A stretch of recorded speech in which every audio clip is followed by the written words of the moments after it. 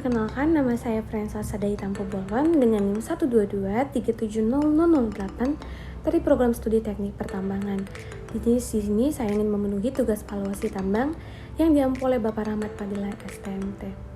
Pada minggu ke-12, membahas mengenai tugas valuasi tambang yang sama, yaitu membuat laporan sesuai bab 13 dimulai dari investasi, biaya produksi, pendapatan, laporan keuangan, analisis kelayakan, analisis kepekaan, dan juga penerimaan negara.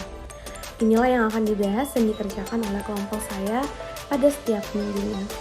Nah, pada minggu ini, yaitu pada minggu ke-12, setelah kelompok kami menyelesaikan kembali pendapatan, pada minggu ini kami membahas mengenai laporan keuangan, di mana kita tahu bahwa laporan keuangan sendiri terbagi atas banyak jenis, namun yang harus diketahui salah satu jenis laporan keuangan yang digunakan untuk memberikan informasi tentang kinerja keuangan dalam suatu perusahaan atau entitas bisnis selama periode tertentu adalah laporan laba rugi, di mana pendapatan perusahaan dicatat terlebih dahulu, kemudian dikurangi dengan biaya yang dikeluarkan untuk menghasilkan pendapatan tersebut yang disebut dengan laba kotor.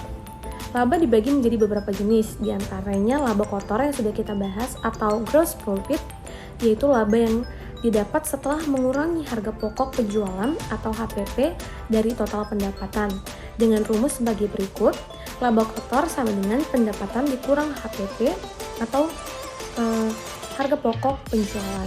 Lalu yang kedua ada laba operasional atau operating profit, adalah laba yang diperoleh setelah mengurangi seluruh beban operasional seperti biaya gaji, pemasaran, dan administrasi. Dengan rumus, laba operasional sama dengan laba kotor dikurang beban operasional. Lalu yang ketiga adalah laba sebelum pajak atau earnings before tax, atau EBT, merupakan laba setelah menilai semua pendapatan dan beban non-operasional, tetapi sebelum pajak penghasilan. Nah, yang terakhir keempat adalah laba bersih atau net profit, yaitu keuntungan akhir setelah semua pengeluaran termasuk pajak dikurangi dari pendapatan. Ini menunjukkan keuntungan sebenarnya dari sebuah perusahaan. Dengan rumus sebagai berikut, laba bersih sama dengan laba sebelum pajak dikurangi dengan pajak. Nah, sekian penjelasan progres pengerjaan kelompok kami pada minggu ke-12. Terima kasih.